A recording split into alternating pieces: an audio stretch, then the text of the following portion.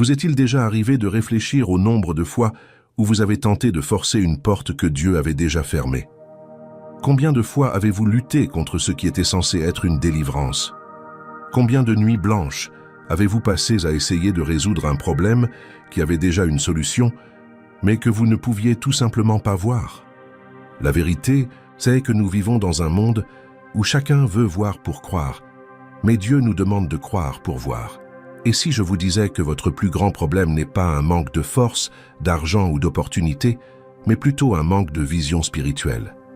Que feriez-vous différemment si vous pouviez voir ce que Dieu voit dans votre vie en ce moment?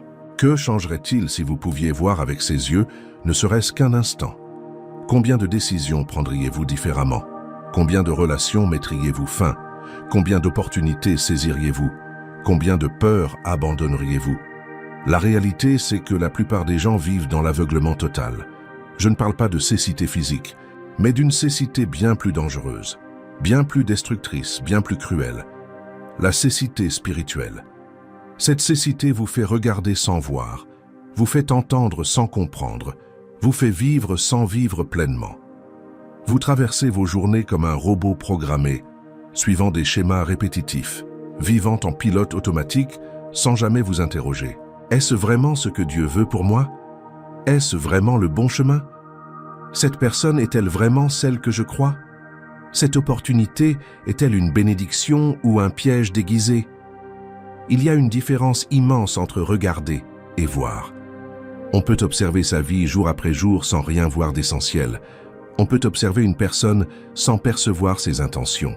On peut scruter une opportunité sans en déceler le danger caché.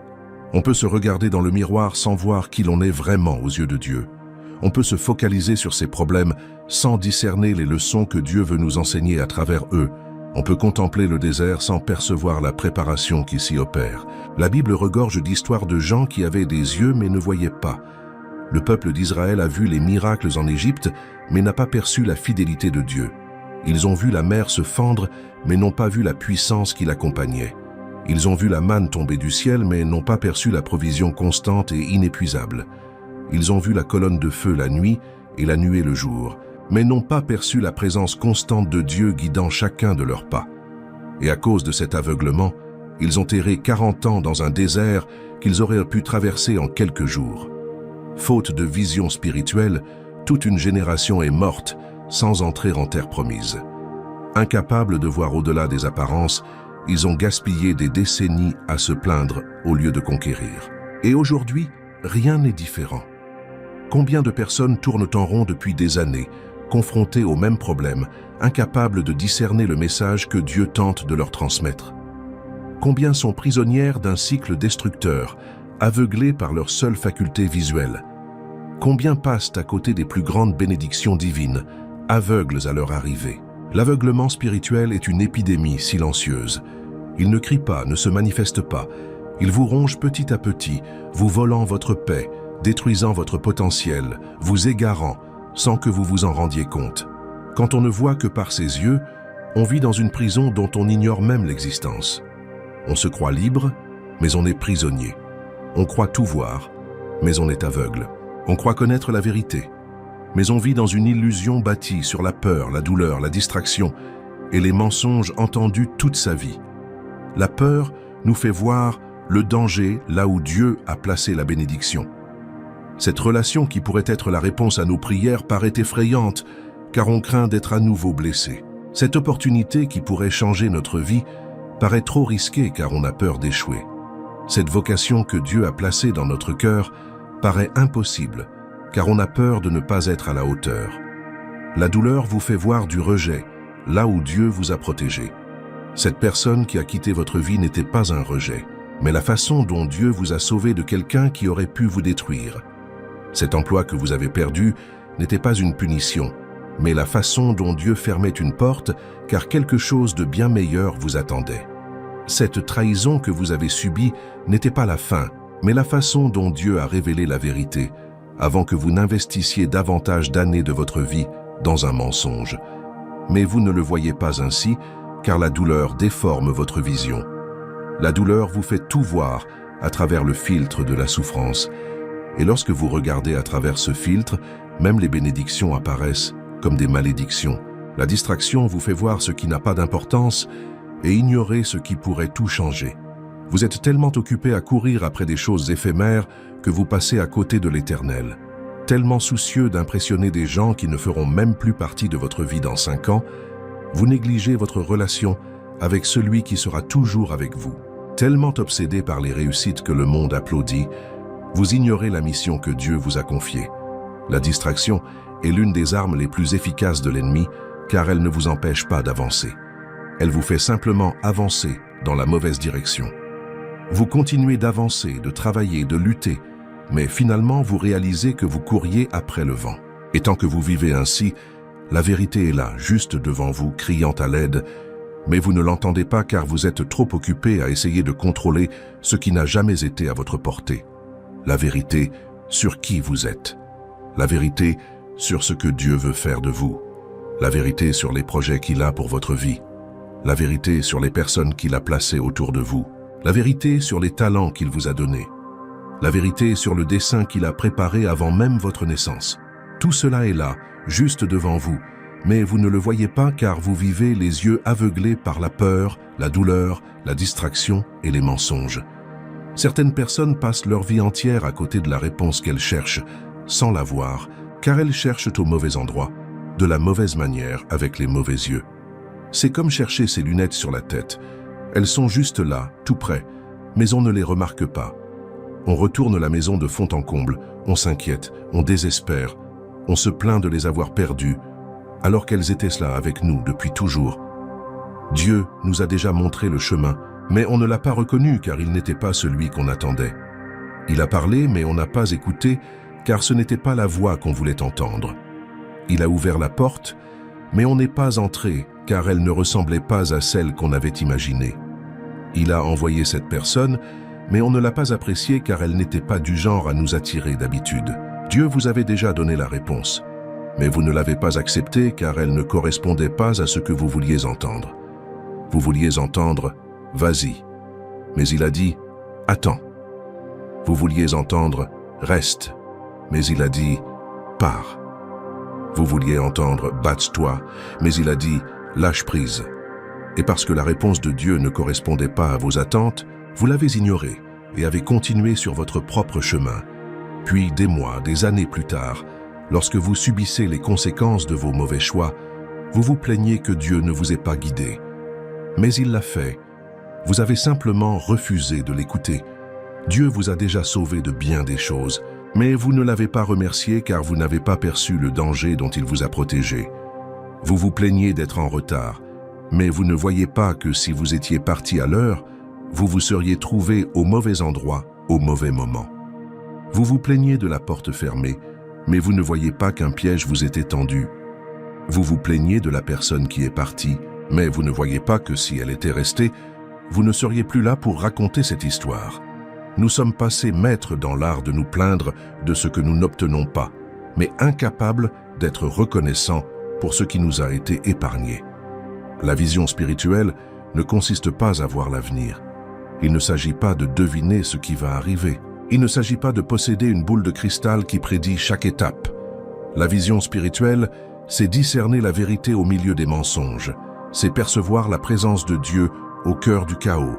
C'est reconnaître son action même lorsque tout semble s'effondrer. C'est avoir le courage de demander « Seigneur, montre-moi ce que je ne peux voir. Ouvre mes yeux afin que je puisse voir au-delà des apparences.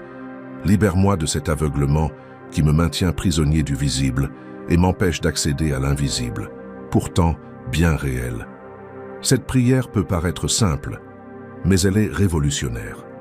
Car prier ainsi, sincèrement, c'est admettre son ignorance.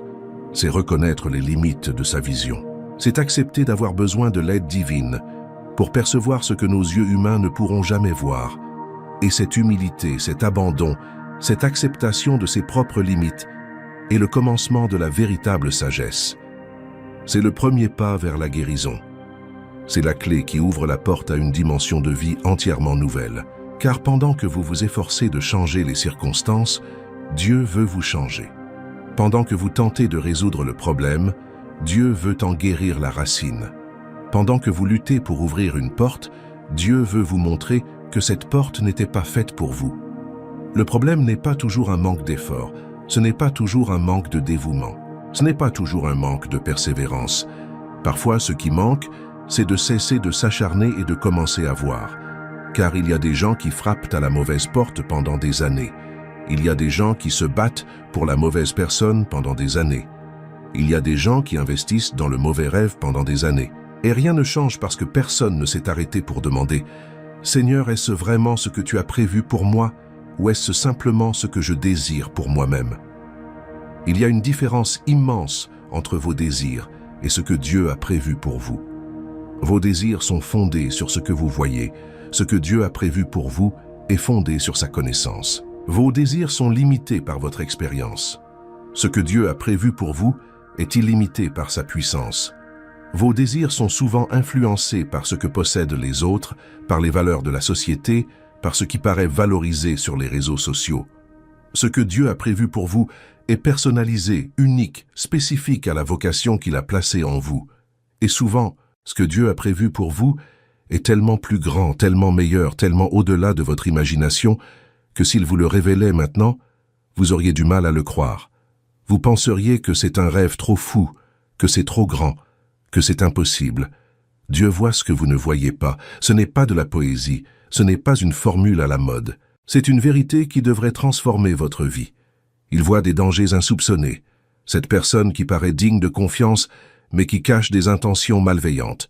Cette entreprise qui semble lucrative, mais qui n'est qu'une escroquerie. Ce chemin qui paraît facile, mais qui est semé d'embûches et vous fera trébucher. Ce choix qui semble anodin, mais qui vous coûtera cher plus tard. Dieu voit tout cela. Il voit les risques, les dangers, les pièges, les embûches dissimulées sur le chemin. Il voit les opportunités que vous laissez filer parce que vous vous concentrez sur des futilités. Cette personne que vous avez ignorée parce qu'elle ne vous paraissait pas intéressante, mais qui aurait pu devenir votre meilleur ami. Ce travail que vous avez refusé parce qu'il vous semblait trop modeste, mais qui aurait pu vous apprendre de précieuses leçons et vous ouvrir des portes insoupçonnées. Cette conversation que vous avez évitée par manque de temps, mais qui aurait pu changer radicalement le cours de votre vie. Ce livre que vous n'avez pas lu, ce cours que vous n'avez pas suivi, cette compétence que vous n'avez pas développée, tout cela parce que vous étiez trop occupé par des choses qui, au final, n'avaient aucune importance. Dieu voit les intentions de ceux qui vous sourient, mais vous veulent du mal. De ceux qui vous flattent en face, mais vous dénigrent dans votre dos. De ceux qui s'approchent quand tout va bien, mais disparaissent quand ça va mal. De ceux qui veulent être près de vous non par amour, mais par intérêt, parce qu'ils veulent tirer profit de vous, parce qu'ils veulent vous épuiser, vous voler votre paix, vos idées, votre intelligence. Dieu voit tout cela. Et lorsqu'il éloigne ces personnes de votre vie, lorsqu'il met fin à certaines amitiés, lorsqu'il refroidit certaines relations, ce n'est pas de la cruauté, c'est une protection. Il voit les chemins qui paraissent justes, mais qui mènent à la destruction. Cette carrière que tous applaudissent, mais qui vous laissera un vide intérieur. Cette relation que tous approuvent, mais qui vous rendra malheureux. Ce rêve qui semble parfait, mais qui n'est pas ce à quoi Dieu vous appelle. Il existe des chemins qui paraissent bons, ils paraissent logiques, ils paraissent sûrs, ils paraissent évidents. Mais au final, ils mènent à un endroit où vous n'avez jamais voulu être. Et le seul moyen d'éviter ces chemins est d'avoir une vision spirituelle pour voir au-delà des apparences. Dieu voit les choix qui paraissent insignifiants, mais qui façonneront le cours de votre vie. Ce petit mensonge que vous avez dit, en apparence sans importance, a ouvert une brèche qui a peu à peu érodé votre intégrité. Cet engagement rompu qui semblait justifié a semé une graine d'irresponsabilité qui germera si vous ne l'arrachez pas maintenant. Cette conversation, en apparence anodine, a donné naissance à une relation qui vous éloignera complètement du dessein de Dieu. De petits choix aujourd'hui, de grandes conséquences demain. Dieu perçoit ce lien. Souvent, vous non. Il voit l'avenir que vous bâtissez avec les décisions que vous prenez aujourd'hui. Il voit où vous aboutirez si vous persistez sur cette voie. Il voit ce que vous récolterez si vous continuez à semer ce que vous semez. Il voit la personne que vous deviendrez si vous continuez à nourrir les pensées que vous entretenez. Il voit les relations que vous détruirez si vous persistez dans vos attitudes actuelles. Il voit les opportunités que vous manquerez si vous maintenez vos priorités. Et il essaie de vous le montrer, il essaie de vous avertir, il essaie de vous remettre sur le bon chemin. Mais vous devez avoir des yeux pour voir. Même en voyant tout cela, il ne vous donne pas la carte complète d'un coup. Il vous guide pas à pas, un jour à la fois, une décision à la fois. Car s'il vous montrait tout maintenant, vous ne pourriez pas y faire face. Vous n'auriez pas la force émotionnelle, spirituelle et psychologique nécessaire pour supporter le poids de tout ce qui reste à venir.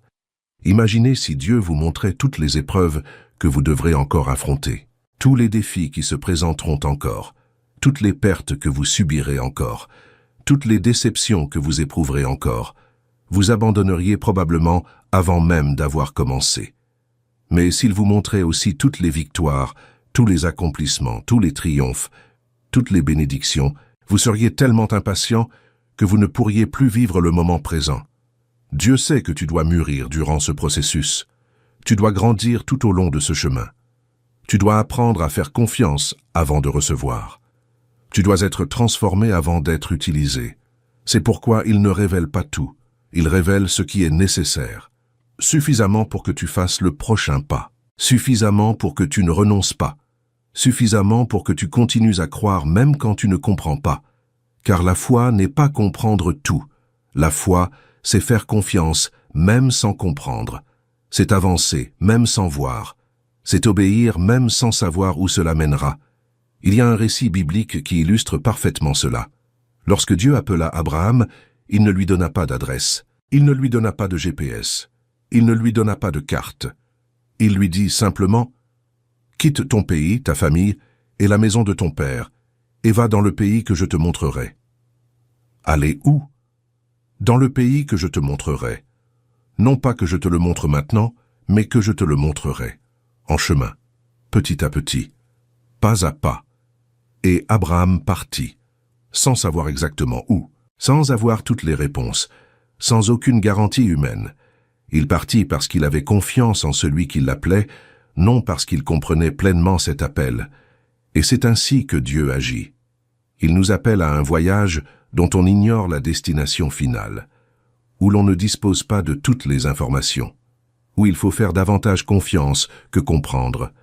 Et tout au long du chemin, il se révèle, il nous montre, il nous ouvre les yeux, il clarifie nos propos, il confirme nos espoirs, mais toujours pas à pas, toujours en nous appuyant sur lui, toujours en ayant besoin de sa direction. Car s'il nous donnait tout d'un coup, nous n'aurions plus besoin de lui. Nous prendrions la carte et partirions seuls. Mais Dieu ne veut pas simplement nous indiquer la destination. Il veut cheminer avec nous. Il veut que nous dépendions de lui à chaque étape.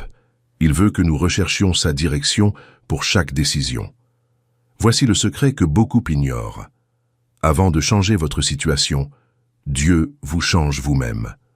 Avant de transformer ce qui vous entoure, il transforme ce qui est en vous. Car il est inutile que Dieu vous bénisse si vous n'avez pas la force de gérer cette bénédiction.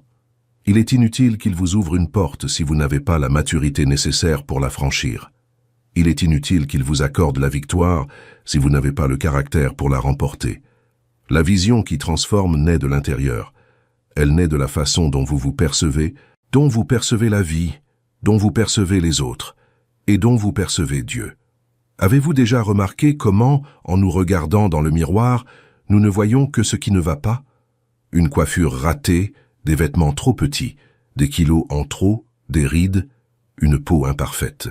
Nous sommes passés maîtres dans l'art de déceler les défauts, de pointer du doigt nos erreurs, de souligner ce qui ne va pas.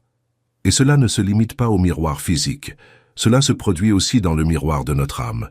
Nous nous voyons toujours à travers ce qui nous manque, jamais à travers ce que nous avons, toujours à travers ce que nous n'avons pas accompli, jamais à travers ce que nous avons surmonté, toujours à travers nos erreurs, jamais à travers nos succès, toujours à travers nos échecs, jamais à travers nos relèvements. Et ce miroir brisé du cœur déforme tout. Il vous fait vous voir plus petit, plus faible, plus incapable, plus raté que vous ne l'êtes. Et lorsque vous vous voyez ainsi, vous attirez des relations qui confirment cette vision déformée. Vous acceptez les miettes, car vous pensez ne pas mériter le festin. Vous vous contentez de moins, car vous pensez ne pas mériter mieux. Vous abandonnez facilement, car au fond, vous ne croyez pas en vos capacités. Ce miroir brisé vous condamne à une vie étriquée, non pas parce que vos circonstances sont modestes, mais parce que votre vision de vous-même est limitée. Certaines personnes demandent à Dieu de transformer leur mariage, mais Dieu souhaite d'abord changer le regard que l'on porte sur son partenaire. Car vous ne voyez plus qui il est, mais seulement ce qu'il n'est pas. Vous ne voyez plus ses qualités, mais seulement ses défauts. Vous ne voyez plus ses efforts, mais seulement ses échecs. Vous ne voyez plus l'amour, mais seulement ses imperfections. Et alors, vous vivez en vous plaignant, en critiquant, en exigeant, en attendant, sans réaliser que le problème ne vient pas toujours de l'autre. Parfois, le problème réside dans le prisme que vous utilisez pour le regarder. C'est le filtre que vous avez mis qui ne laisse passer que le négatif et bloque le positif. Certaines personnes demandent à Dieu de changer leur situation financière, mais Dieu souhaite d'abord transformer leur rapport à l'argent. Car tant que vous considérez l'argent comme la solution à tous vos problèmes, vous ne trouverez jamais la paix, quels que soient vos revenus. Tant que vous pensez qu'être riche signifie posséder beaucoup, au lieu de vous contenter de peu, vous vivrez toujours dans l'insatisfaction.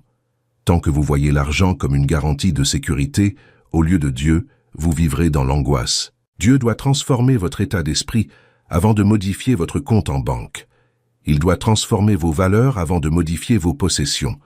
Il doit transformer votre cœur avant de modifier vos finances. Certains demandent à Dieu de changer les autres, mais Dieu souhaite d'abord transformer la façon dont chacun interagit avec autrui, car on ne peut changer personne d'autre. On ne peut changer que soi-même. On ne peut contrôler l'attitude des autres, seulement ses propres réactions. On ne peut forcer personne à bien nous traiter. On peut seulement décider comment réagir face à la maltraitance. Et tant qu'on s'obstine à vouloir changer les autres, on ne changera pas. Tant qu'on attend que les autres s'améliorent pour être heureux, on restera malheureux. Car le bonheur dépendant des autres est à leur merci. Mais le bonheur qui vient de l'intérieur, qui repose sur ce que l'on est et non sur ce que font les autres, personne ne peut nous l'enlever. Tant que votre être intérieur sera brisé, votre être extérieur reflètera cette souffrance. Tant que le miroir de votre cœur sera fissuré, vous continuerez à tout voir de manière déformée. Vous continuerez à voir du rejet là où il y a de l'acceptation. Vous continuerez à voir des échecs là où il y a des leçons. Vous continuerez à voir des fins là où Dieu voit de nouveaux commencements. Vous continuerez à voir des malédictions là où Dieu a placé des bénédictions déguisées. Vous continuerez à voir des ennemis là où Dieu a placé des enseignants qui vous transmettront de précieux enseignements. Vous continuerez à voir des obstacles là où Dieu a placé des occasions de grandir. Dieu doit guérir le miroir brisé de votre cœur avant de vous révéler la beauté de ce qu'il a préparé pour vous. Car si vous vous considérez comme un échec, vous ne reconnaîtrez pas la victoire lorsqu'elle se présentera. Vous vous saboterez. Vous penserez ne pas la mériter. Vous aurez peur de perdre. Vous vivrez sur la défensive. Et finalement, vous perdrez. Non pas parce que ce n'était pas fait pour vous, mais parce que vous n'y avez pas cru. Si vous vous voyez comme quelqu'un qui ne le mérite pas, vous refuserez la bénédiction lorsqu'elle vous sera offerte. Vous la remettrez en question. Vous vous en méfierez. Vous chercherez la faille. Vous vous attendrez au pire. Et souvent, en refusant la bénédiction, vous la perdez. Si vous vous croyez incapable, vous ne saisirez pas l'opportunité lorsqu'elle se présentera. Vous aurez peur d'essayer. Vous penserez ne pas être prêt. Vous attendrez le moment parfait qui n'arrivera jamais. La peur du rejet vous empêchera de prendre des risques. Et vous mourrez avec votre potentiel intact, vos talents enfouis, vos rêves inassouvis, non pas faute d'opportunité, mais parce que, lorsqu'elle s'est présentée, vous ne vous êtes pas senti capable de la saisir. Dieu ne peut vous donner ce que vous ne croyez pas mériter. Il ne peut vous bénir d'une manière que vous ne pouvez recevoir. Il ne peut vous utiliser d'une manière dont vous ne vous croyez pas capable. C'est pourquoi il doit d'abord œuvrer sur votre être intérieur. Il doit guérir vos blessures. Il doit restaurer votre estime de soi. Il doit reconstruire votre identité. Il doit vous montrer qui vous êtes vraiment à ses yeux, non pas aux yeux du monde, non pas aux yeux de ceux qui vous ont blessé, non pas aux yeux de la société qui vous a étiqueté, mais à ses yeux, lui qui vous a créé avec un but, vous a appelé avec amour et vous a choisi intentionnellement. Et peut-être réalisez-vous maintenant que ce n'est pas le monde qui doit changer en premier, c'est vous. Ce ne sont pas les gens autour de vous qui doivent changer de perspective, c'est vous. Ce ne sont pas les circonstances qui doivent s'améliorer en premier, c'est votre perspective. Car lorsque vous changez votre façon de voir les choses, tout change. Lorsque vous commencez à vous voir comme Dieu vous voit, vous cessez d'accepter des miettes. Vous cessez de vous contenter de moins. Vous cessez de tolérer le manque de respect. Vous cessez de vous laisser traiter n'importe comment. Vous levez la tête, vous redressez le dos et vous dites « Je suis un enfant de Dieu, j'ai de la valeur, je mérite le respect. Je n'accepterai rien de moins que ce que Dieu a prévu pour moi. » Quand on commence à voir la vie à travers le prisme de la foi, on cesse de vivre dans la peur. On cesse de désespérer face à chaque problème. On cesse de paniquer face à chaque épreuve. On cesse de penser que chaque difficulté est une fatalité, car on sait que Dieu est aux commandes, qu'il a un plan, qu'il œuvre en toutes choses pour notre bien, que cette tempête passera, que ce désert prendra fin, que cette nuit prendra fin, et qu'après la croix vient toujours la résurrection. Après la douleur vient toujours la guérison. Après les larmes vient toujours la joie. Quand on commence à percevoir la main de Dieu en toutes choses, on cesse de désespérer. On cesse de vivre comme si l'on était seul sur ce chemin. On cesse de tout porter sur ses épaules. On cesse de croire qu'il faut tout résoudre. On cesse de vouloir tout contrôler. On cesse de s'inquiéter de tout. Car on réalise que Dieu agit, en coulisses, dans l'invisible, dans les choses que l'on ne voit pas. Et s'il prend soin de nous, on peut se reposer. S'il combat pour nous, on peut avoir la paix. S'il est aux commandes, on peut lui faire confiance. Si ce contenu vous plaît et que vous souhaitez continuer à recevoir des enseignements qui renforceront votre foi et transformeront votre vision spirituelle, n'hésitez pas à liker et à vous abonner à la chaîne. Activez la cloche pour ne manquer aucune vidéo, car je suis convaincu que Dieu utilisera chaque message pour vous apporter un changement. N'attendez pas, faites-le maintenant. En agissant ainsi, vous m'aidez non seulement à toucher un public plus large, mais vous indiquez aussi à l'algorithme que ce contenu est pertinent, permettant ainsi à davantage de personnes qui en ont besoin d'entendre ce message. Parlons maintenant d'un sujet que beaucoup évitent, mais qui est essentiel pour ceux qui souhaitent véritablement progresser, les erreurs et les angles morts cachés que seul Dieu peut révéler. Il y a des choses dans votre vie que vous ne percevez pas comme des problèmes, car vous y êtes habitué. De petites habitudes qui semblent inoffensives, de petites attitudes que tout le monde partage, de petites décisions que personne ne remet en question. Mais ce sont précisément ces petites choses qui causent les plus grands dégâts. C'est de l'orgueil déguisé en assurance. Vous appelez ça croire en soi, mais en réalité c'est penser qu'on n'a besoin de personne. C'est refuser l'aide par peur de paraître faible. C'est ne pas accepter les conseils parce qu'on se croit plus malin. C'est ignorer les critiques parce que tout commentaire est perçu comme une attaque. Ce n'est pas une saine confiance en soi. C'est un orgueil qui vous mènera à votre perte. Et quand vous tomberez seul parce que vous aurez repoussé tous ceux qui auraient pu vous rattraper. C'est de l'arrogance déguisée en détermination. Vous appelez ça de la persévérance, mais c'est en réalité de l'entêtement. C'est continuer à frapper à une porte que Dieu a fermée. C'est s'obstiner dans une relation que Dieu a déjà rompue. C'est forcer une opportunité qui n'était pas faite pour vous. Il y a une différence entre la persévérance et l'entêtement. La persévérance, c'est écouter Dieu et continuer quand il nous le demande, même quand c'est difficile. L'entêtement, c'est ignorer Dieu et continuer par simple caprice, même quand il nous dit d'arrêter. C'est de la manipulation déguisée en influence. Vous appelez ça savoir gérer les relations humaines, mais en réalité, c'est instrumentaliser les gens. C'est user de charme pour obtenir ce que l'on veut. C'est adapter son discours en fonction de son interlocuteur. C'est dire des demi-vérités pour contrôler le récit. C'est se faire passer pour la victime afin d'apitoyer. C'est utiliser les larmes comme une arme. C'est déformer les propos d'autrui pour avoir le dessus. Ce n'est pas de l'habileté sociale. C'est de la manipulation et tôt ou tard, les gens s'en rendront compte. Et vous perdrez la crédibilité que vous avez mis tant d'efforts à bâtir. C'est un mensonge déguisé en protection. Vous appelez ça ne pas vouloir inquiéter personne. Mais en réalité, c'est un manque de courage pour dire la vérité. Vous mentez pour éviter les conflits. Vous mentez pour maintenir la paix. Vous mentez pour ne pas décevoir. Vous mentez pour protéger votre image. Et chaque petit mensonge érige une prison autour de vous. Car désormais, vous devez vous souvenir de ce que vous avez dit et à qui. Vous devez maintenir votre version des faits. Vous devez empêcher les gens de parler entre eux et de découvrir les contradictions. Et vous vivez dans la peur d'être démasqué, dans la peur que quelqu'un découvre qui vous êtes vraiment derrière le masque que vous avez érigé. C'est de l'amertume déguisée en justice. Vous appelez cela ne pas être naïf, mais en réalité, c'est nourrir de la rancune.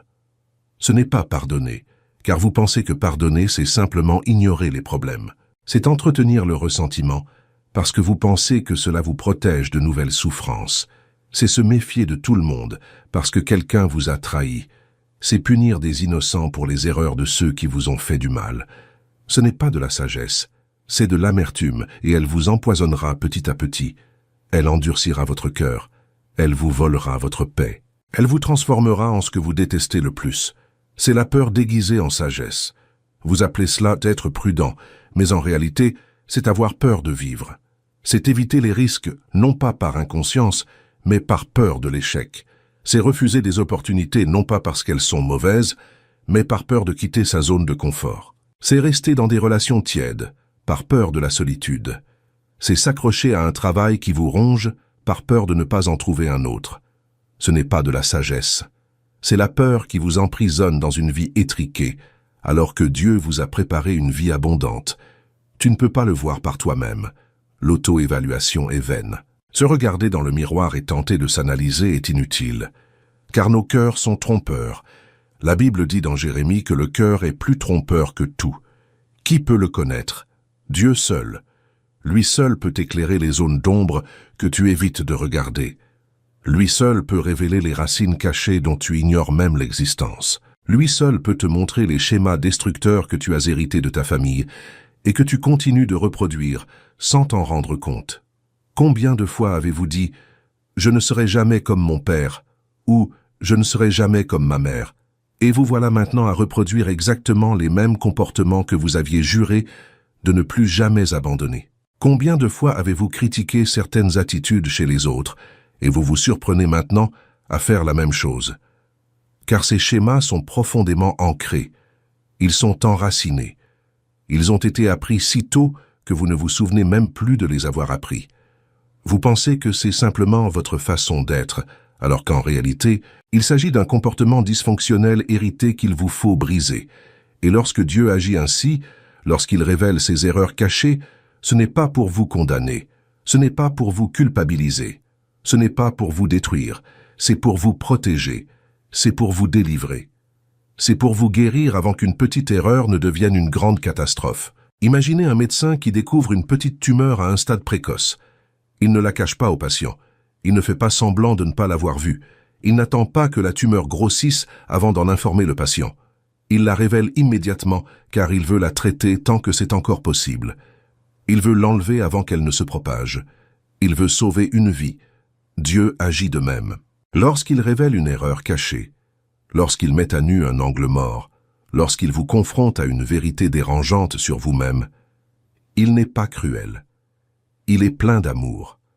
Il cherche à vous sauver de quelque chose de bien pire qui vous attend si vous persistez dans cette voie. Il cherche à vous épargner des conséquences dévastatrices. Il cherche à vous protéger de souffrances futures. Il cherche à vous protéger d'une destruction que vous ne voyez pas venir, mais qu'il voit clairement. Mais certains, lorsque Dieu leur révèle leur erreur, au lieu de le remercier, s'offensent. Au lieu de se repentir, ils se justifient. Au lieu de changer, ils trouvent des excuses. Oh, tout le monde fait ça. Oh, ce n'est pas si grave. Oh, c'est comme ça que je suis, je ne changerai pas. Oh, c'est ma personnalité. Oh, si ça ne plaît pas aux gens, tant pis pour eux. Et alors la petite erreur qu'on pourrait corriger aujourd'hui devient le gros problème qui vous détruira demain. La petite brèche qu'on pourrait colmater aujourd'hui devient la porte grande ouverte par laquelle l'ennemi s'infiltrera demain. Le petit écart qu'on pourrait rectifier aujourd'hui devient le grand abîme dans lequel vous tomberez demain. Souhaitez-vous que Dieu vous montre ce que vous ne voyez pas? Alors, vous devez être prêt à accepter ce qu'il révélera, même si c'est douloureux, même si cela vous concerne, même si cela remet en question tout ce que vous croyez savoir de vous-même, même si cela expose des choses que vous préféreriez cacher, même si cela révèle des vérités qui exigeront de vous de profonds changements. Car certains demandent à Dieu de leur révéler les erreurs des autres, mais refusent qu'il leur révèle les leurs. Vous demandez à Dieu de vous révéler la vérité sur cette personne, mais vous refusez de voir la vérité sur vous-même. Vous souhaitez que Dieu éclaire le chemin des autres, mais vous persistez dans les ténèbres. Vous voulez que Dieu transforme le monde, mais vous refusez d'être transformé. Vous voulez que tout le monde change, mais vous restez exactement le même. Et ensuite, vous vous plaignez que rien ne change. Mais comment les choses pourraient-elles changer si vous ne changez pas? Comment votre vie pourrait-elle s'améliorer si vous persistez avec les mêmes pensées, les mêmes attitudes, les mêmes choix qui vous ont conduit là où vous êtes? Il est important de comprendre une autre chose. Le bon chemin ne se révèle qu'après s'être abandonné à Dieu. Tant que vous tenterez de tout contrôler, de tout planifier, de tout résoudre, de tout comprendre, vous ne verrez pas le chemin que Dieu a préparé. Car le chemin de Dieu est souvent contraire à la logique humaine. Ce n'est souvent ni le plus facile, ni le plus rapide. Ce n'est pas celui que vous choisiriez si cela ne dépendait que de vous. Et c'est précisément pourquoi vous devez lui faire confiance et non vous fier à votre propre intelligence. Il y a un passage dans le chapitre 3 des Proverbes qui dit « Confie-toi en l'Éternel de tout ton cœur et ne t'appuie pas sur ta propre intelligence. Reconnais-le dans toutes tes voies et il aplanira tes sentiers. » Reconnaissez le Seigneur dans toutes vos voies, pas seulement certaines, pas seulement les plus difficiles, pas seulement quand vous êtes perdu, dans toutes vos voies, dans les petites décisions comme dans les grandes, dans les choix simples comme dans les plus compliqués, dans les moments de joie comme dans les moments de peine, dans les bons comme dans les mauvais jours, quand tout est clair comme dans le flou. Et lorsque vous agirez ainsi, lorsque vous cesserez de vous fier uniquement à votre propre sagesse et commencerez à rechercher la sienne, lorsque vous cesserez d'exiger des réponses et commencerez à faire confiance au processus, lorsque vous cesserez de lutter pour le contrôle et remettrez tout entre ses mains, alors le chemin apparaîtra. Pas avant, car Dieu ne s'opposera pas à votre volonté de contrôler. Il ne révélera pas le plan tant que vous vous obstinerez à suivre le vôtre. Il ne vous montrera pas son chemin tant que vous serez déterminé à suivre le vôtre. C'est comme essayer d'écouter quelqu'un parler en criant. C'est impossible. Il faut baisser le ton pour entendre la voix de l'autre. Il faut cesser de chercher à tout prix à comprendre le plan de Dieu. Il faut arrêter de lutter désespérément pour trouver la solution qu'il a déjà placée devant vous. Il faut cesser de s'agiter frénétiquement pour réaliser que parfois Dieu vous dit de vous arrêter, de vous reposer, d'attendre. Car la solution n'est pas toujours d'en faire plus. Parfois, la solution est d'en faire moins. Parfois, c'est de ne rien faire et de laisser Dieu agir.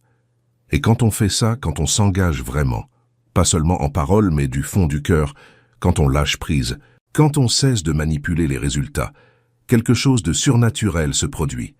Les choses commencent à s'aligner. Soudain, la situation bloquée se débloque. Soudain, la porte qu'on forçait à ouvrir s'ouvre d'elle-même. Soudain, la personne qu'on cherchait à joindre nous cherche. Des portes s'ouvrent. Des portes dont vous ignoriez même l'existence. Des opportunités insoupçonnées. Des chemins que vous n'auriez jamais imaginé emprunter. Et vous comprenez que le chemin de Dieu est toujours meilleur, toujours plus vaste, toujours plus surprenant que tout ce que vous auriez pu planifier.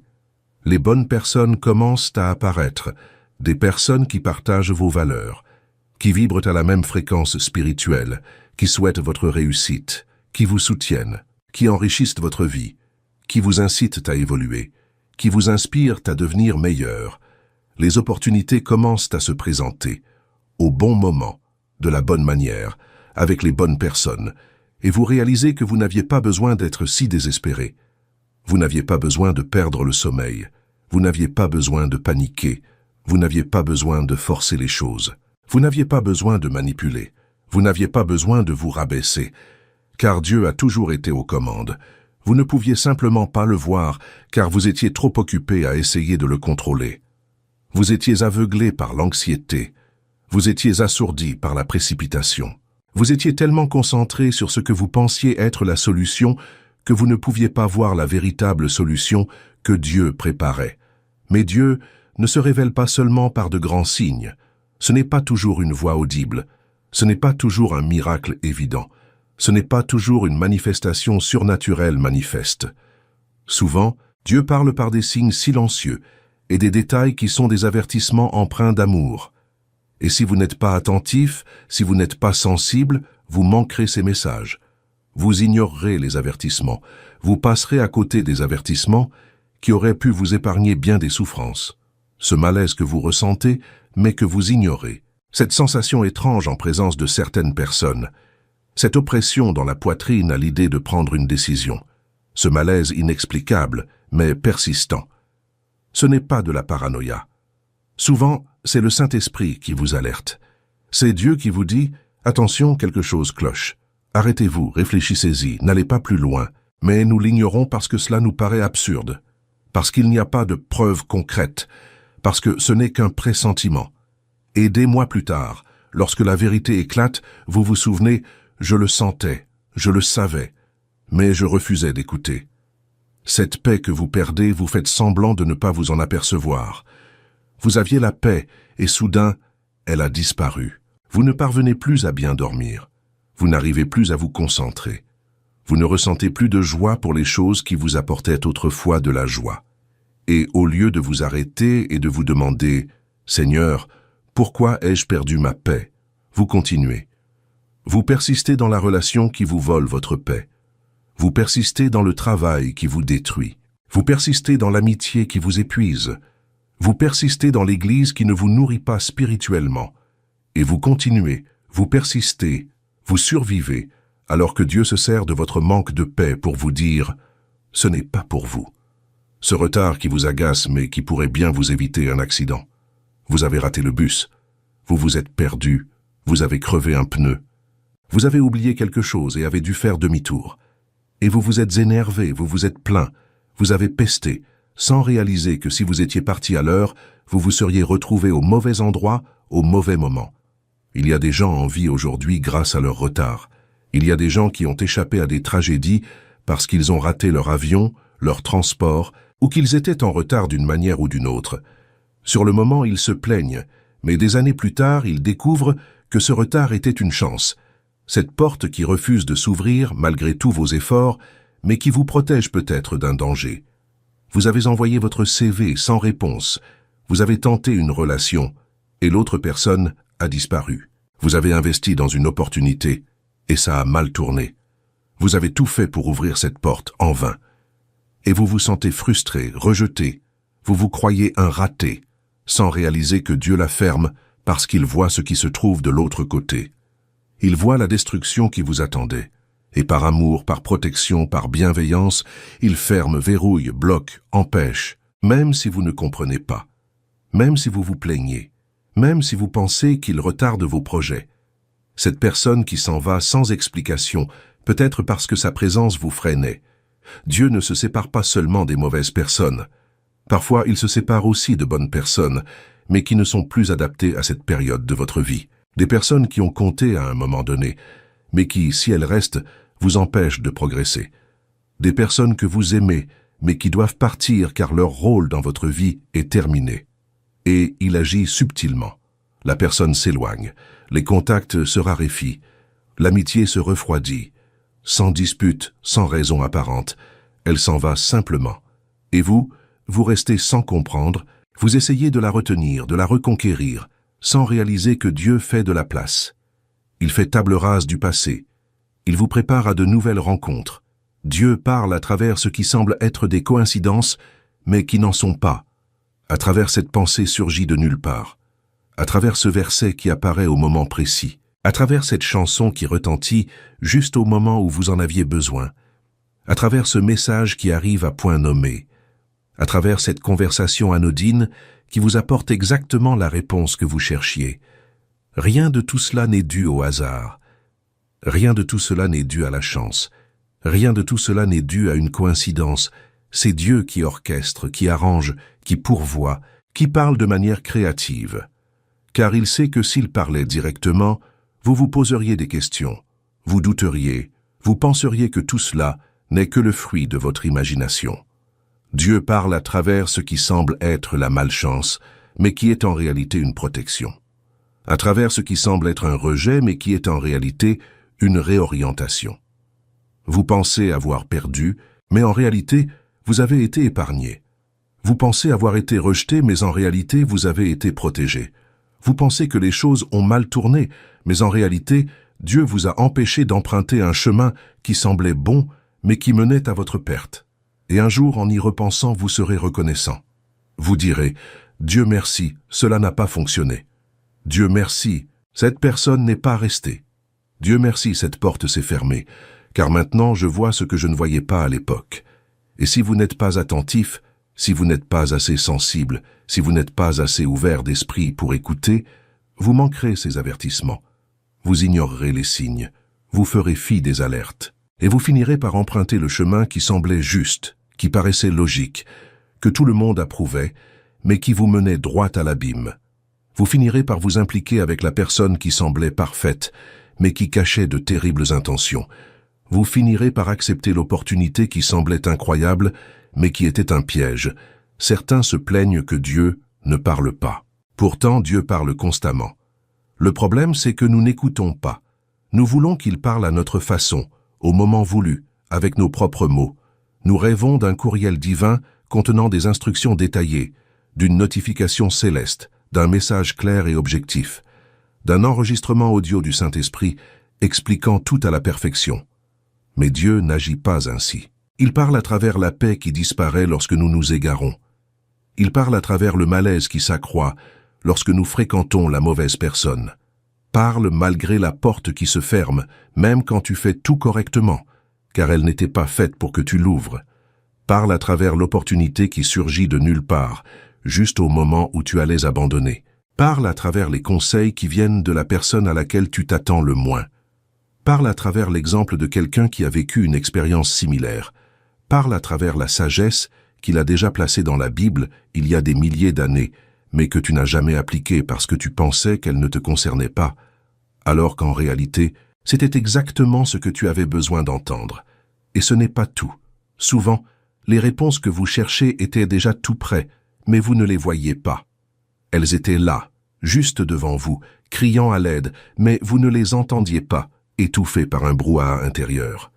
L'angoisse qui hurle, la peur qui hurle, le doute qui hurle, la précipitation qui hurle, le désespoir qui hurle, les attentes qui hurlent, les opinions des autres qui hurlent. Et au milieu de ce tumulte intérieur, la réponse simple, claire et évidente restait invisible. C'est comme chercher ses clés alors qu'on les a en main. Elles sont juste là. Vous ne les voyez tout simplement pas parce que vous cherchez au mauvais endroit. Combien de fois Dieu vous a-t-il donné la réponse, mais vous l'avez refusée parce qu'elle n'était pas assez complexe? Vous pensez que pour venir de Dieu, une réponse doit être difficile, élaborée, mystérieuse et impliquer un sacrifice extrême. Et quand Dieu vous donne une réponse simple, vous l'ignorez. Ce n'est pas possible. Il doit y avoir plus. Il doit y avoir quelque chose de plus profond. Il doit y avoir un secret caché. Et vous continuez à chercher, à creuser, à enquêter, alors que la réponse est sous vos yeux, évidente, claire, simple. Combien de fois la solution était simple, mais vous l'avez ignorée parce que vous pensiez qu'elle devait être grandiose. Dieu dit « pardonne » et vous attendez une révélation plus profonde. Dieu dit « repose-toi » et vous cherchez une méthode plus efficace. Dieu dit « fais-toi confiance » et vous voulez des garanties. Dieu dit « attends » et vous inventez des raccourcis. La réponse est déjà là. Vous ne l'aimez tout simplement pas parce que vous vouliez quelque chose de plus élaboré, de plus impressionnant, de plus digne d'être partagé. Combien de fois la vérité était-elle sous vos yeux, mais vous avez obstinément cherché à creuser, à percer un mystère là où il n'y en avait pas. Vous compliquez les choses, vous dramatisez, vous élaborez des théories, vous inventez des interprétations, vous cherchez des signes cachés. Alors que la réalité est simple, cette personne n'est pas faite pour vous. Ce travail n'est pas votre voie. Cette opportunité ne vient pas de Dieu. Cette relation doit prendre fin. Cette amitié n'est pas saine. C'est clair, c'est évident. Mais vous refusez d'accepter cette simple vérité, alors vous persistez à chercher une vérité plus complexe qui vous offrira une autre issue. Nous compliquons tellement les choses, nous dramatisons tellement, nous créons tellement de confusion là où Dieu a placé la clarté. Et ensuite, nous nous plaignons que Dieu ne réponde pas. Mais Dieu a déjà répondu. Vous n'avez simplement pas accepté la réponse parce qu'elle n'était pas celle que vous vouliez. Ce n'était pas celle que vous attendiez. Ce n'était pas celle que vous aviez prévue. Ce n'était pas celle qui vous rassurait. Ce n'était pas celle qui vous maintenait dans votre zone de confort. Ce n'était pas celle qui vous permettait de continuer comme avant. Certaines personnes prient pendant des années pour une réponse que Dieu leur a déjà donnée dès le premier mois. Mais elles ne l'ont pas acceptée. Elles la trouvaient trop simple. Elles pensaient qu'elle devait être plus élaborée. Elles s'attendaient à ce que Dieu accomplisse un miracle spectaculaire, impressionnant, digne de devenir un témoignage viral sur les réseaux sociaux. Et, dans l'attente du grand miracle, elles ignorent la petite bénédiction qui se trouve juste sous leurs yeux. Dans l'attente de la grande révélation, elles ignorent le petit conseil que Dieu leur a déjà donné. Dans l'attente du grand changement, elles ignorent le petit pas que Dieu leur demande de faire. Et le temps passe. Les années défilent, la vie s'écoule, et la personne continue d'attendre une réponse déjà donnée, mais qu'elle refuse d'accepter. Elle continue de demander son chemin alors que Dieu l'a déjà indiqué. Elle continue de réclamer une confirmation alors que Dieu l'a déjà confirmé de 1000 manières. Elle continue de demander un signe alors que Dieu en a déjà donné 10, mais aucun signe ne suffit quand on refuse d'obéir. Aucune réponse n'est claire quand on refuse de l'accepter. Aucune direction n'est évidente quand on veut prendre un autre chemin. Alors vous me demandez, mais comment savoir si c'est Dieu qui parle ou si ce n'est que mon imagination? C'est simple. Lorsque votre cœur s'apaise, lorsque vous cessez de lutter intérieurement, lorsque vous cessez de vous opposer à l'évidence, lorsque vous cessez d'essayer de vous convaincre du contraire, la réponse devient limpide. Car la confusion ne vient pas de Dieu. L'anxiété ne vient pas de Dieu. Le désespoir ne vient pas de Dieu. La pression intérieure constante ne vient pas de Dieu. Dieu apporte la paix. Même lorsque la réponse est difficile, même lorsque le chemin est étroit, même lorsque la vérité blesse, une paix profonde les accompagne. Il y a dans votre cœur une certitude inexplicable, mais profondément réelle. C'est cette paix qui dépasse l'entendement. Elle n'a pas de sens logique, mais un sens spirituel. Elle apaise votre âme même lorsque les circonstances demeurent difficiles. Quand Dieu parle, il y a une légèreté, il y a un repos, il y a une confiance tranquille. On le sait, on le sent, on a une conviction. Mais ce n'est pas une conviction arrogante et anxieuse. C'est une conviction humble et sereine. On n'a plus besoin de se convaincre soi-même. On n'a plus besoin de chercher des confirmations extérieures. On n'a plus besoin de demander à tout le monde. On le sait tout simplement. Et cette connaissance ne vient pas de l'intellect. Elle vient du cœur. Elle vient de la communion avec le Saint-Esprit. Elle vient de l'intimité avec Dieu. Parlons maintenant d'un sujet souvent négligé, mais pourtant essentiel, les portes invisibles, les choix périlleux et les détours obscurs.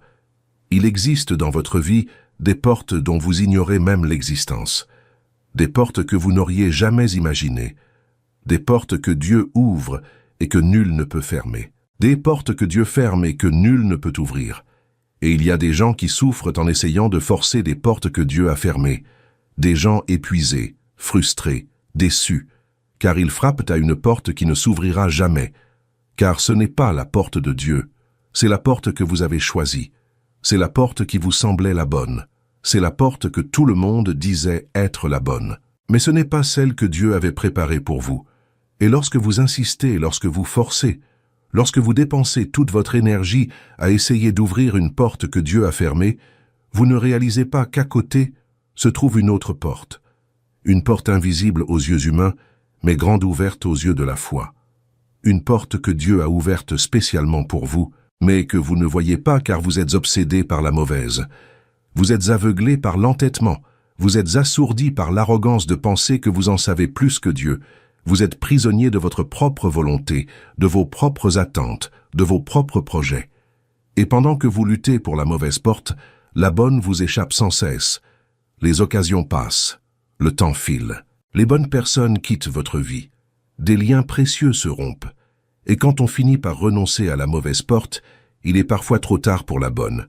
Non pas que Dieu l'ait fermée, mais parce qu'on s'est tellement attardé sur la mauvaise porte qu'on a raté le bon moment. Car certaines portes ont une date de péremption. Certaines opportunités n'attendent pas. Certaines personnes passent à autre chose. Certaines bénédictions vont à ceux qui sont prêts à les recevoir. Mais il ne s'agit pas seulement de portes. Il s'agit de choix dangereux qui semblent anodins. Cette relation qui paraît idéale au départ, avec son alchimie, son attirance, ses conversations agréables, mais qui recèle des signaux d'alarme que vous ignorez. Il maltraite sa mère, elle médit de ses amis, il ment sur des broutilles, elle manipule les situations pour avoir le dessus, il a un tempérament explosif, elle est possessive, et vous le voyez, vous le remarquez, mais vous l'ignorez parce que vous pensez que cela changera. Vous pensez que l'amour transformera tout, vous pensez que ce sera différent avec vous, et vous vous engagez, et vous ne réalisez l'ampleur de votre erreur que lorsque vous êtes déjà impliqué émotionnellement, lorsque vous avez déjà investi du temps, lorsque vous avez déjà créé des attentes, lorsqu'il est déjà difficile de partir. Ce poste qui semble parfait sur le papier, avec un bon salaire, des avantages sociaux attrayants, un titre prestigieux. Mais au fond de vous, vous savez qu'il n'est pas fait pour vous. Vous savez que la culture d'entreprise ne correspond pas à vos valeurs. Vous savez que le patron a un management toxique. Vous savez que l'environnement est d'une compétitivité malsaine. Vous savez que cela vous épuisera, vous videra de votre énergie et vous éloignera de Dieu. Mais vous l'acceptez parce que c'est une belle opportunité pour votre CV. Parce qu'il est difficile de refuser un tel salaire. Parce que tout le monde vous dirait que vous êtes fou de refuser. Et vous y allez. Et des mois plus tard, vous êtes déprimé, épuisé, vide, sans paix intérieure, vous voulez partir mais vous êtes piégé parce que maintenant, vous avez besoin de l'argent, vous avez besoin de la stabilité, vous avez besoin de ce qui semblait être une bénédiction, mais qui est devenu une prison. Cette amitié qui paraît légère, amusante, sans engagement, mais qui petit à petit vous éloigne de Dieu. Vous recommencez à fréquenter des endroits que vous n'aviez plus. Vous recommencez à avoir des conversations que vous n'aviez plus. Vous recommencez à faire des choix que vous ne faisiez plus. Et c'est subtil, c'est progressif, c'est imperceptible. Mais un jour, vous vous retournez sur votre passé et réalisez à quel point vous avez changé, à quel point votre foi s'est refroidie, à quel point vous vous êtes éloigné de Dieu, à quel point vous avez repris des habitudes que vous aviez abandonnées, et tout a commencé par une amitié qui semblait inoffensive. Cette décision qui paraît anodine aujourd'hui, mais qui, dans 5 ans, aura façonné votre vie. Décidez de ne pas lire la Bible aujourd'hui parce que vous êtes fatigué. Cela semble insignifiant. Mais si cela devient une habitude, dans 5 ans, vous serez spirituellement aride, sans repère, sans discernement, sans intimité avec Dieu. Décidez de ne pas aller à l'église ce dimanche parce que vous avez d'autres obligations. Cela semble insignifiant. Mais si cela devient une habitude, dans 5 ans, vous serez coupé du corps du Christ, isolé, essayant de vivre votre foi seul et échouant lamentablement. Dieu voit ces choix périlleux, il voit les risques que vous ne voyez pas, il voit les conséquences inimaginables, il voit la fin du chemin qui, pour vous, n'est encore que le commencement. Il voit où ce premier pas, aussi infime soit-il, vous mènera si vous persistez dans cette voie. Il voit la destruction déguisée en bénédiction. Il voit le poison présenté comme un cadeau. Il voit le piège orné d'une opportunité. Et il essaie de vous avertir, de vous le montrer, de vous alerter. Il trouble votre paix. Il vous met mal à l'aise. Il place sur votre chemin des personnes censées vous conseiller. Il vous présente des versets qui parlent précisément de cela. Il ferme des portes, il crée des obstacles. Il fait tout son possible, dans le respect de votre libre arbitre, pour vous empêcher d'emprunter cette voie. Mais vous l'ignorez, car vous vous fiez davantage à ce que vous voyez qu'à ce que vous ressentez. Vous vous fiez davantage à ce qui paraît logique à votre raison qu'à ce que Dieu dit à votre cœur. Vous vous fiez davantage aux opinions des autres qu'à la guidance du Saint-Esprit. Et puis vous intervenez, vous choisissez, vous décidez. Et ce n'est que lorsque vous êtes au cœur du chaos que vous en subissez les conséquences, que vous essayez de vous en sortir sans y parvenir, que vous récoltez ce que vous avez semé, que vous vous souvenez. Dieu a essayé de me prévenir. Je le sentais, je le savais, mais je n'ai pas voulu écouter. Je pensais mieux savoir. Je pensais que les choses se passeraient comme je le voulais. Je pensais pouvoir tout contrôler. Et maintenant, me voilà, à payer le prix de mon entêtement. Il y a aussi ces petits détours qui nous font reculer, ce petit mensonge innocent qu'on a dit pour se sortir d'une situation délicate, qui semblait avoir réglé le problème sur le moment, mais qui a fait boule de neige. Maintenant, il faut en rajouter un pour étayer le premier, et encore un autre, et soudain, On se retrouve avec un tissu de mensonges si complexe qu'on ne sait plus ce qui est vrai et ce qui est inventé. Et on vit dans la peur d'être démasqué. Peur que quelqu'un découvre la vérité. Peur que tous ces mensonges ne se rejoignent.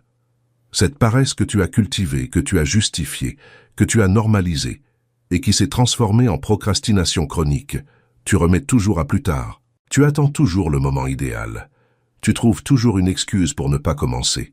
Et les années passent, et ce rêve reste un simple souvenir. Ce projet ne se concrétise jamais. Ce cours n'est jamais suivi. Ce changement n'a jamais lieu. Parce que tu te diras toujours de commencer demain. Tu le feras toujours la semaine prochaine. Tu commenceras toujours le mois prochain. Et le mois prochain n'arrive jamais. Ce ressentiment que vous avez entretenu, que vous avez nourri, que vous avez soigneusement cultivé, s'est mué en une amertume qui contamine tout dans votre vie. Vous ne pouvez plus faire confiance à personne. Vous ne pouvez plus vous réjouir des victoires des autres. Vous ne pouvez plus pardonner les petites erreurs. Vous vivez sur la défensive. Vous vivez dans la crainte d'être trahi. Vous cherchez constamment des raisons de vous éloigner des autres. Et vous ne réalisez pas que le problème ne vient pas des gens. Le problème, c'est l'amertume qui vous habite et qui empoisonne tout ce que vous touchez. Cette envie que vous justifiez en disant « je veux aussi le meilleur pour moi », s'est muée en une compétition malsaine. Vous ne vous réjouissez plus du succès d'autrui. Vous cherchez sans cesse les défauts de ceux qui réussissent. Vous minimisez les accomplissements des autres. Vous attribuez leur succès à la chance, au privilège, à l'aide, à tout sauf au mérite. Et vous vivez malheureux, amer et frustré, car vous êtes tellement obnubilé par ce que possèdent les autres que vous avez oublié d'être reconnaissant pour ce que vous avez. Au début, ça paraissait insignifiant. On aurait dit que c'était maîtrisable. On aurait cru pouvoir l'arrêter à volonté. Mais ça a grandi. Ça a pris de l'ampleur.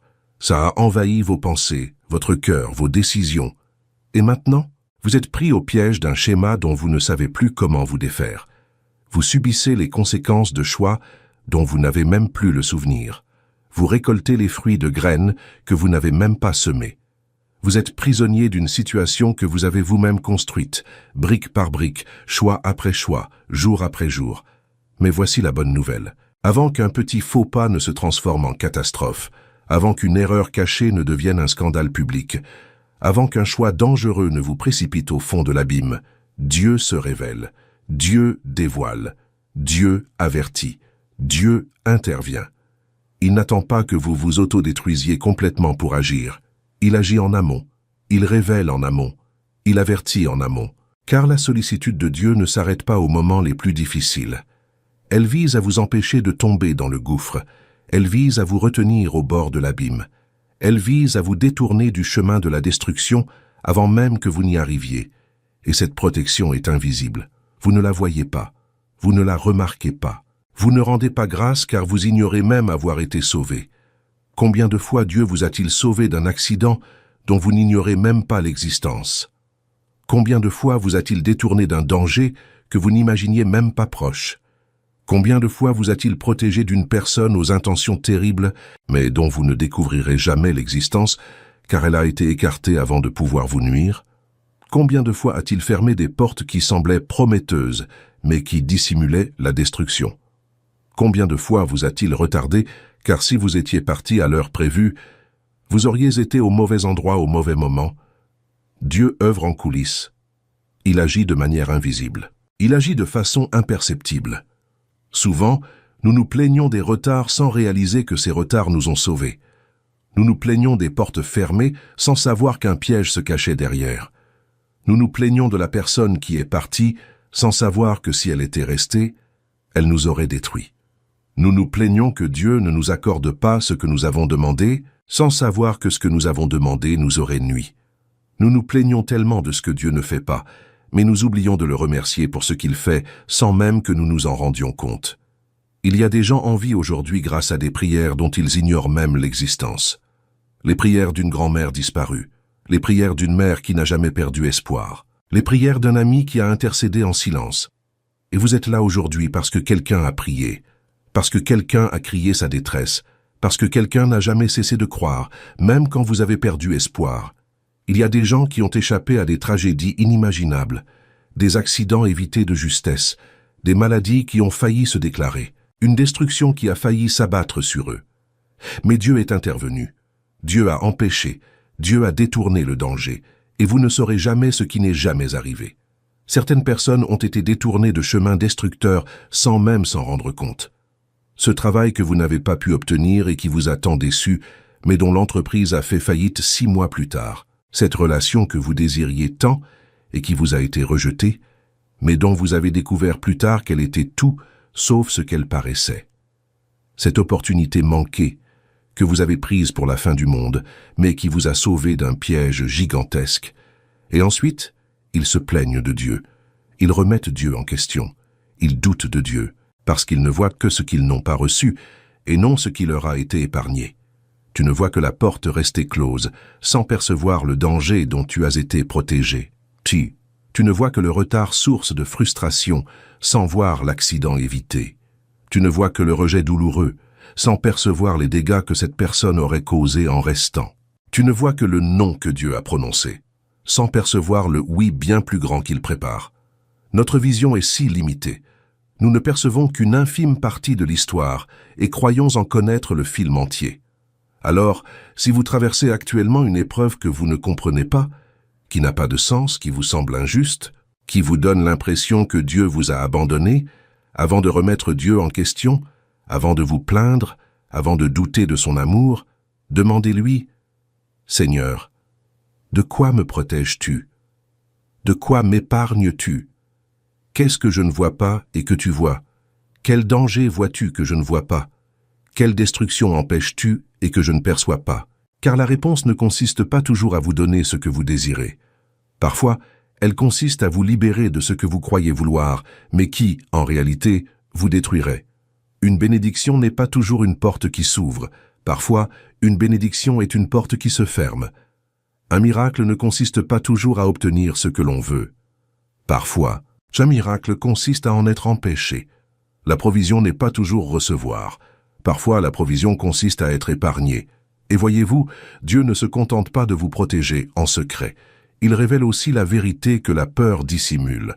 Il existe des vérités sur vous-même que la peur vous empêche de voir. Des vérités sur votre valeur, votre potentiel, votre vocation, ce que Dieu a placé en vous. La peur vous dit que vous en êtes incapable. Dieu vous dit que vous en êtes plus que capable, car il est avec vous. La peur vous dit que vous ne le méritez pas. Dieu vous dit que vous avez été racheté à un prix trop élevé pour que vous vous considériez indigne. La peur vous dit que vous allez échouer. Dieu vous dit que même si vous tombez 70 fois 7 fois, il vous relèvera et vous donnera la force de continuer. Il y a des vérités sur autrui que la peur déforme. Vous voyez des ennemis là où vous avez des alliés. Vous voyez du rejet là où vous êtes protégé. Vous voyez de l'abandon là où vous êtes guidé. Vous voyez de la trahison là où vous êtes délivré. Et vous vivez dans la peur de ceux qui n'ont jamais eu le pouvoir de vous détruire. Vous vivez en fuyant des situations que Dieu a déjà résolues. Vous vivez en vous protégeant d'attaques qui n'arriveront jamais, car Dieu vous a déjà entouré d'un rempart protecteur. Vous vivez en guerre contre ceux qui ne pensent même pas à vous. Et il existe des vérités sur Dieu que la peur dissimule. La peur nous fait croire que Dieu est loin alors qu'il est proche.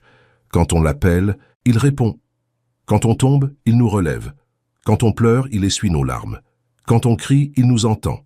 Elle nous fait croire que Dieu est silencieux quand il parle. Il parle à travers la parole. Il parle à travers les personnes. Il parle à travers les circonstances. Il parle à travers ce malaise inexplicable. Il parle à travers cette paix soudaine. Il parle à travers cette porte qui s'ouvre. Il parle à travers cette porte qui se ferme. Cela peut donner l'impression que Dieu vous a abandonné alors qu'il n'a jamais quitté votre vie. Il ne vous quitte pas. Il ne vous délaisse pas. Il ne vous rejette pas. Il ne renonce pas à vous. Même lorsque vous perdez espoir en lui, il ne vous abandonne pas. Même lorsque vous l'ignorez, il continue de se soucier de vous. Même lorsque vous le rejetez, il continue de vous aimer. Cela peut donner l'impression que Dieu vous a oublié alors que vous n'avez jamais quitté ses pensées. Il pense à vous. Il prend soin de vous. Il veille sur vous. Il œuvre pour votre bien. Même lorsque vous ne le voyez pas, même lorsque vous ne le sentez pas, même lorsque vous doutez. Quand Dieu révèle ses vérités, quand il lève le voile de la peur qui obscurcissait vos yeux, quand il déchire le rideau de mensonges qui vous emprisonnait, quand il fait briller la lumière qui dévoile ce qui était caché, quelque chose change. Ce n'est pas qu'un simple soulagement, ce n'est pas qu'un simple réconfort, ce n'est pas qu'une simple émotion, c'est une transformation profonde, c'est une véritable libération. C'est un changement si profond que, en vous retournant, vous ne vous reconnaissez plus. Vous vous demandez comment vous avez pu vivre ainsi si longtemps. Comment vous avez pu endurer si longtemps cet état de prison. Comment vous avez pu survivre si longtemps dans les ténèbres. Ce véritable changement que Dieu opère n'est ni superficiel, ni temporaire, ni passager après l'office. Il est structurel, permanent. Il s'inscrit dans votre caractère, dans votre façon de penser, de ressentir, d'agir et de réagir. Il influence votre relation à Dieu, à vous-même et aux autres. C'est un changement qui prend naissance invisiblement en vous et se manifeste ensuite visiblement à l'extérieur. Il naît dans le cœur et rayonne dans toute votre vie. Il commence dans le secret et se révèle ensuite au grand jour. Et quand cela arrive, les gens le remarquent. Non pas parce que vous faites de la publicité, non pas parce que vous vous mettez en avant, non pas parce que vous essayez de prouver quoi que ce soit, mais parce que la transformation est si réelle, si authentique, si évidente, qu'elle se passe de mots. Les gens l'aperçoivent dans votre sérénité. Ils l'aperçoivent dans votre assurance.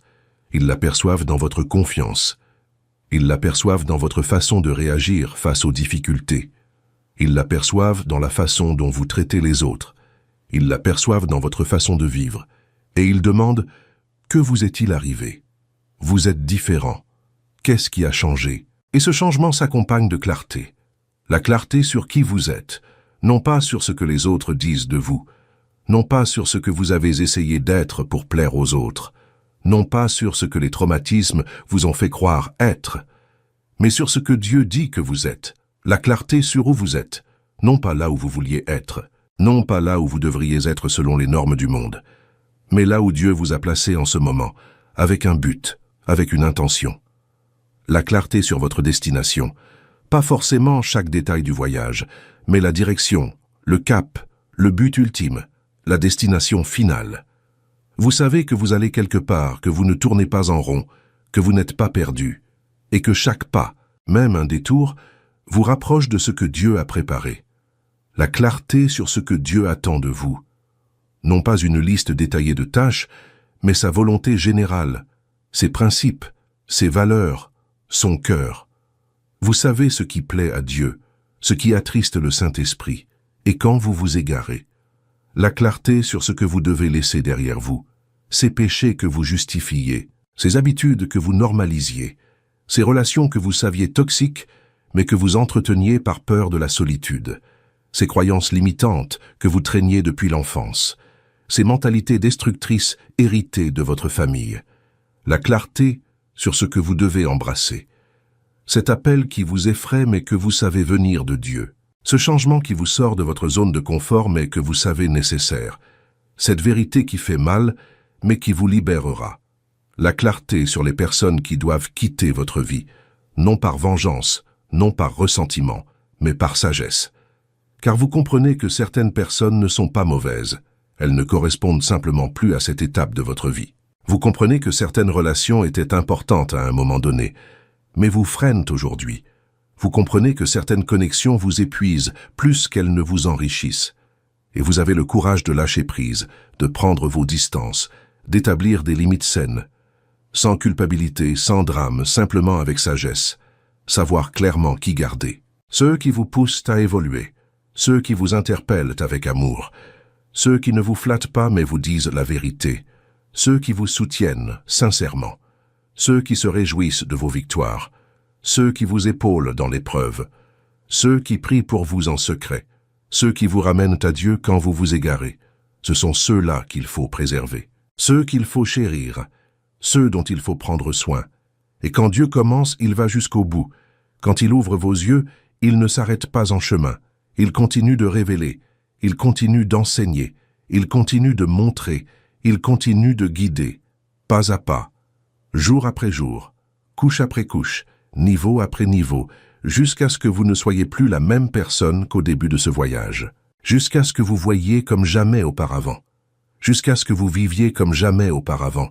jusqu'à ce que vous expérimentiez la plénitude de ce que Dieu a toujours voulu pour vous, mais que vous ne pouviez recevoir parce que vous étiez trop aveugle pour voir, trop sourd pour entendre, trop fermé pour accepter, trop orgueilleux pour vous soumettre.